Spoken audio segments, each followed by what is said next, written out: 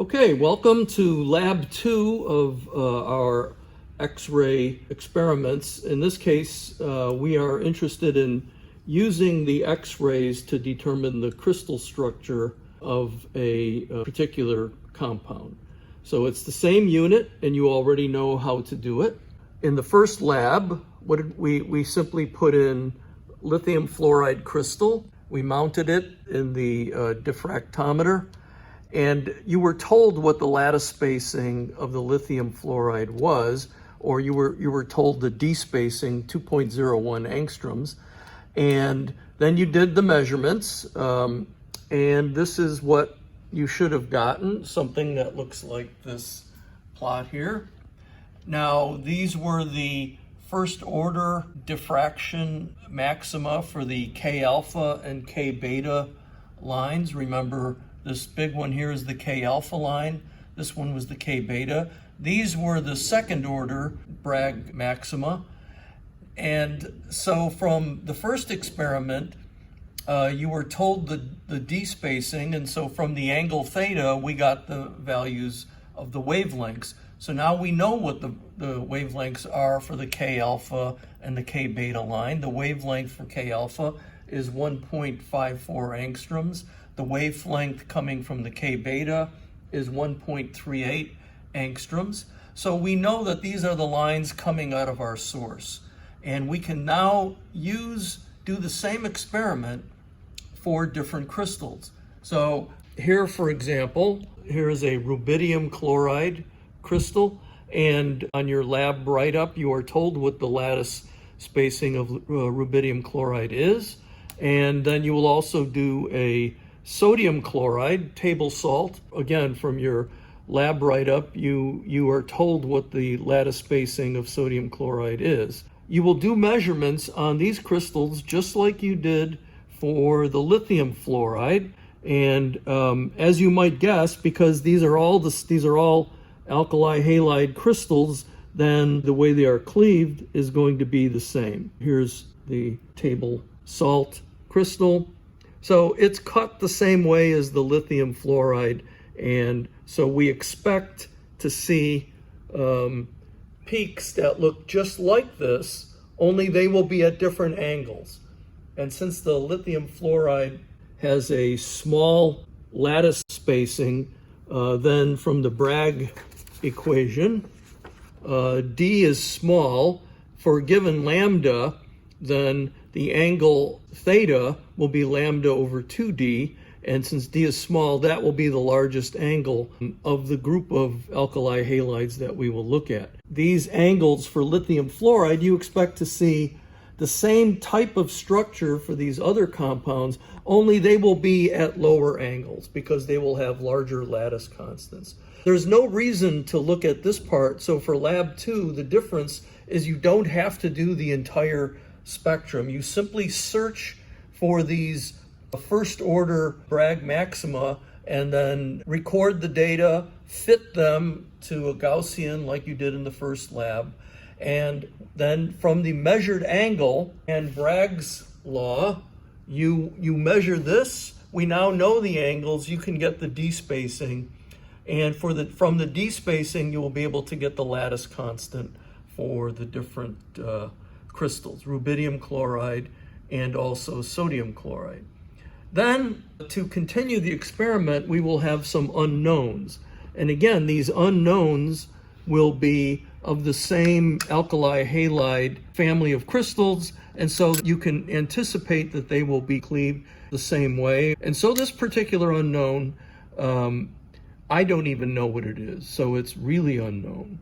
And so you can tell me what it is, and then I can put it back into its appropriate container. The unknown here, I know what it is, but you will mount that and measure, again, the first order Bragg maxima, get the angle theta. From the angle theta, you get the D spacing. You're actually measuring 2 theta, don't forget that, there's a factor of 2. And from 2 theta, you get theta, and then from lambda equals 2D sine theta, you get the D spacing, and from the D spacing, you will get the lattice constant of the unknown, and then from the list of lattice constants of various alkali halides, you will tell me what this particular crystal is. So that's the first part of Lab 2. Then we will move on to another important crystal, and that is silicon. So this is a single crystal of silicon. That means the entire chunk of material here is a single crystal.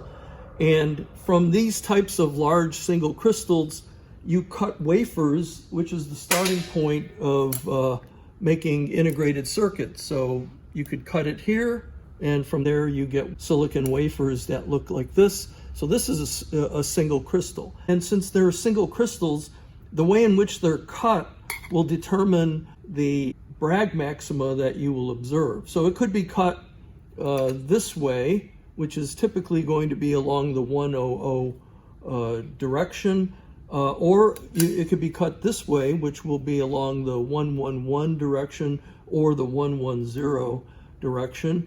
And we can assume that we don't really know which way these are cut. Okay, so the goal is to find out how these wafers are cut. Remember that silicon has a lot of the first planes missing due to extinctions, and so when we look at this image here, we expect that the first peak that we see might be at much higher angles. Okay, so don't be surprised if you don't see anything until you get to some higher angle, and that's just coming from the crystal structure of silicon and the fact that the first few planes that you might expect are extinct. So that's one of the things that you are interested in knowing, is the orientation of this wafer. How was it cut? Was it cut along 100, or was it cut along 110 or 111? Chances are it'll be cut along some high symmetry direction. So we can't measure the whole wafer. That's not feasible in this system. So we have to break the wafer into pieces. So here, for example, is a piece of a wafer that I shattered into pieces. And now notice that I can hold this with my fingers because this is not a salt crystal, so the sweat from my hands is not really going to start dissolving this thing. And you'll need your fingers to be able to mount it. Because it's so thin, we can't put it directly into the holder. It won't clamp very well. So we have to put, say, a piece of cardboard like this into the holder, and then put the crystal behind the piece of cardboard. So we'll do it like something like this.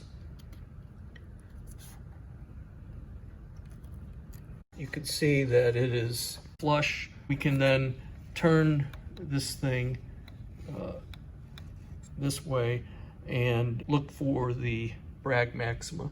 Now, because of the way this thing is so thin, it's possible that even a slight misorientation will cause you to miss the Bragg peak. So it's important to have this thing be snug. So if you don't see anything, chances are this crystal has been misoriented slightly.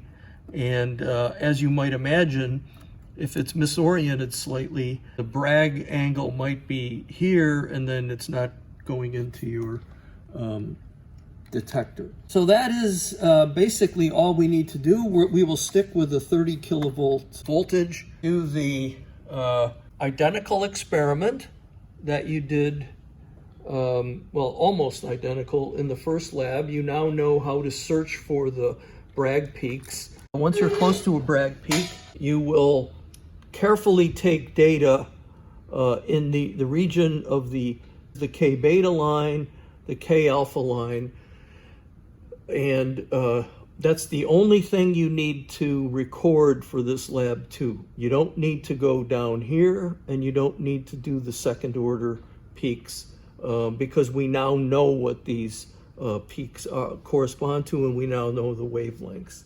So to summarize, we're going to put 2 known crystals of alkali halides in, rubidium chloride, sodium chloride, You will know the lattice constants from the lab write-up that I sent you. And then you will do two unknowns. Here, there's one wrapped up here, and there's an unknown. And this is, like I said, I know what this one is, but I don't know what this one is. And in your lab write-up, you have a table of the lattice constants of a variety of alkali halides, and it will be one of those. Then we will switch to the silicon, and you will tell me what plane this wafer is cut parallel to.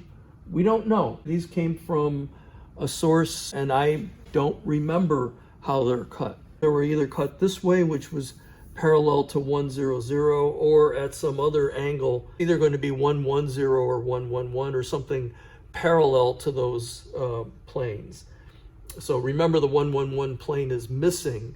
So the next allowed plane would be 222, and then after that would be 333, or those would be parallel, and you have to see whether those planes satisfy the extinction rules. So the first plane that you would see along 100, I'm going to ask you to figure out.